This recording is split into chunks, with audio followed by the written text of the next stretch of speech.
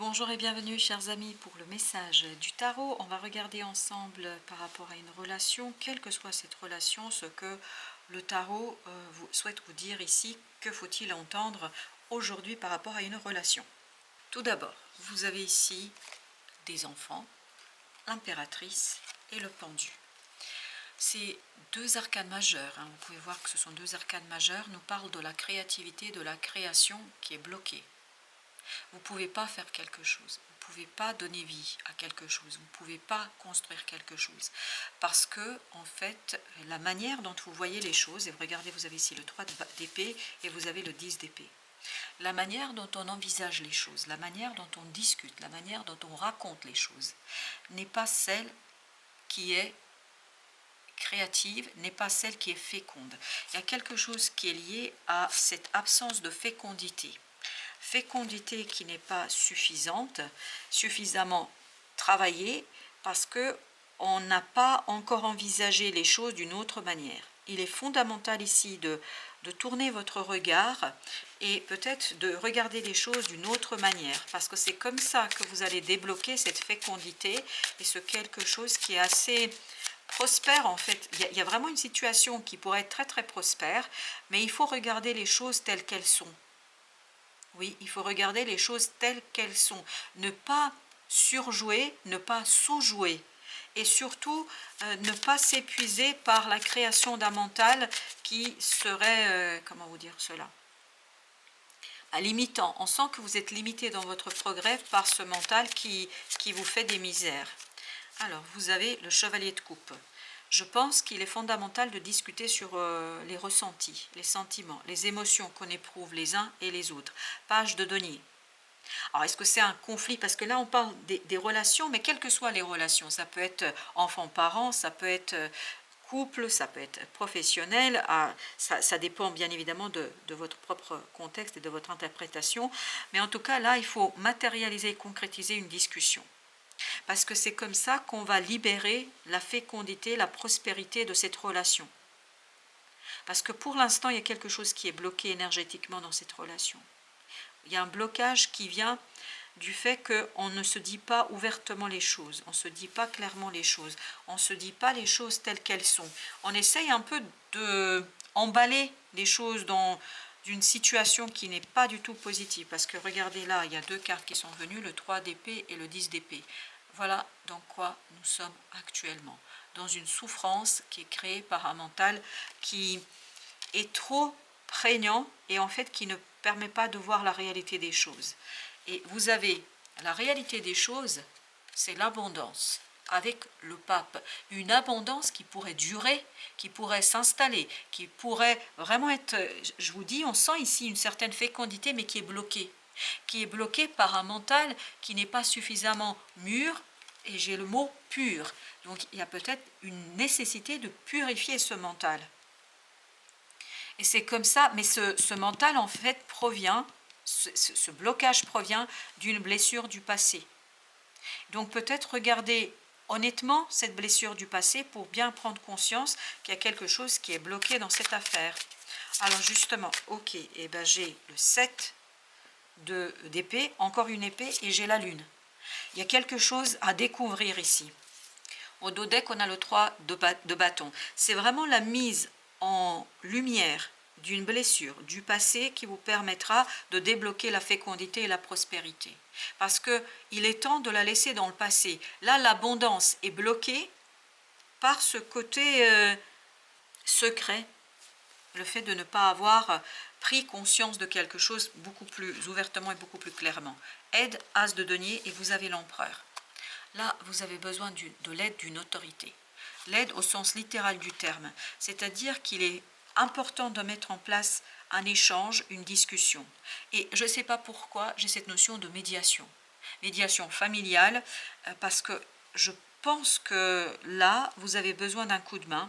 Alors que ce soit lié à un divorce, par exemple, où les enfants entre guillemets, sont en jeu, c'est-à-dire le bien-être de vos enfants est en discussion, il vous faut quelqu'un de puissant, de fort, qui va justement rétablir la communication et qui va vous aider à construire quelque chose de beaucoup plus solide. Et tout cela est bloqué par une blessure du passé. Est-ce que la blessure provient de la personne avec laquelle vous devez discuter, ou est-ce que la blessure provient d'une autre relation, mais qui se reflète dans cette situation-là? Je ne peux pas vous dire, mais je crois que c'est fondamental de mettre en lumière, de mener un travail sur soi d'abord, pour être tout à fait ouvert et ouverte à cette discussion. Justement avec l'empereur, et juste, je viens de prendre conscience que vous avez l'impératrice et l'empereur. Donc il y a vraiment cette idée de extérioriser quelque chose par une discussion, mais il faut que cette blessure vous permette d'être un peu plus ouvert à la communication. Vous avez le chevalier d'épée. Et oui, tout est dans la communication ici. Et vous avez le 6 de coupe. Alors je vais vous dire ce qui se passe. Soit c'est une relation qui dure depuis très très longtemps. Et la blessure, il y a des paroles, il y a vraiment des paroles qui ont été prononcées et qui ont été très blessantes, mais sur le coup, vous n'avez pas relevé. Ou c'est une situation du passé liée à votre passé d'enfance, où on vous a humilié, blessé, en tout cas avec des paroles sur lesquelles vous n'avez pas pu réagir et vous n'avez pas pu vous défendre. Et c'est ça qui est en jeu dans cette affaire. C'est ça qui est en jeu dans cette situation-là.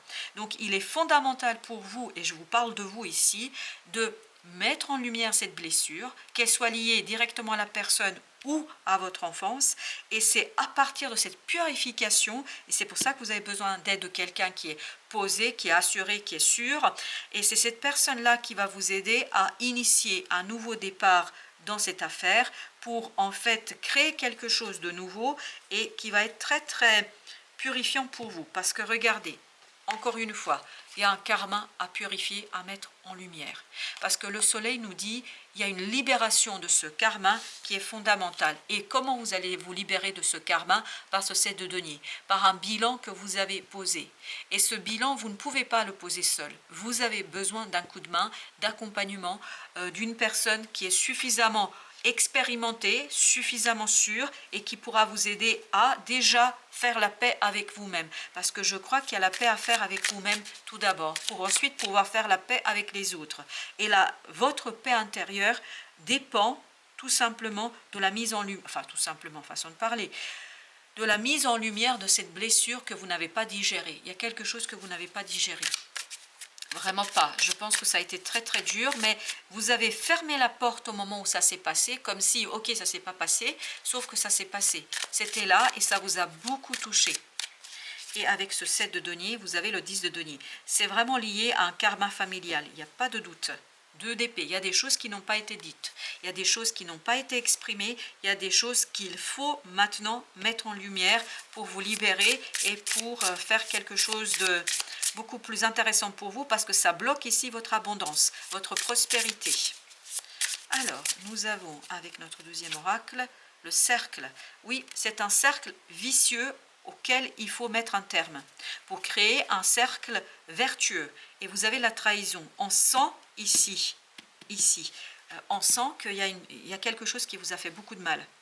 Vous vous êtes senti trahi, vous vous êtes senti blessé, humilié, je ne sais pas, il y a quelque chose de profondément fort et puissant, mais malheureusement, cette personne ne s'est pas rendu compte des dégâts qu'elle est en train de provoquer. Et je crois sincèrement, vous non plus. Vous ne vous êtes pas rendu compte des dégâts que ça allait créer. Et vous allez avoir ici les synchronicités, la santé. Oui, tout va se mettre en ordre pour que vous puissiez retrouver la santé de votre cœur, c'est-à-dire pour que vous puissiez vous libérer de ce karma inutile. Ok, et ben voilà, il y en a 2. L'injustice, et oui, on sent que... Et le syndrome du sauveur, voilà. Faut arrêter d'essayer de sauver le monde. C'est pas juste là ce qui se passe, c'est pas juste, et je pense que c'est une blessure morale pour vous. L'ancrage, ancrer quelque chose de beaucoup plus juste, parce que ce syndrome de sauveur, si vous ne savez pas ce que c'est, faites une petite recherche sur internet, vous allez le voir que c'est des gens qui ont été blessés énormément et qui veulent sauver les autres. Et là, l'ancrage, il faut ancrer quelque chose de beaucoup plus juste pour vous. Je pense que ce n'est pas très juste dans cette affaire. Et là, ça vibre avec vous, pas avec l'autre. Et vous avez la santé. Oui, bah, il y a encore cette idée de santé et vous avez l'association. Je vous dis, il vous faut le soutien d'une personne expérimentée. C'est seulement l'association avec cette personne expérimentée qui va vous permettre justement de retrouver la santé morale. Parce que là, ça a touché une valeur qui vous est chère. Alors, avec le cercle, le conseil du tarot, c'est le pendu. Changer le point de vue.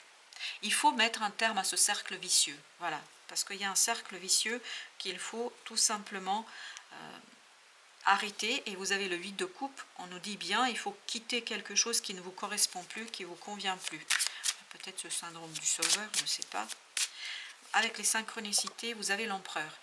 En fait, on va vous guider vers ce personnage, vers cette personne qui va vous permettre d'en finir avec quelque chose. Je pense que c'est une personne qui est expérimentée, qui sait comment vous accompagner jusqu'au bout. Et là, le 21 nous dit, c'est grâce à la présence et l'association avec cette personne-là que vous allez pouvoir mettre un terme à quoi?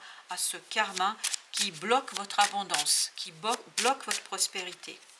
Vous avez le chevalier de denier avec l'as de coupe. Donc c'est la stabilisation, c'est le rééquilibrage de quelque chose qui est injuste qui va vous permettre d'ouvrir le cœur vers une situation un peu plus prospère pour vous.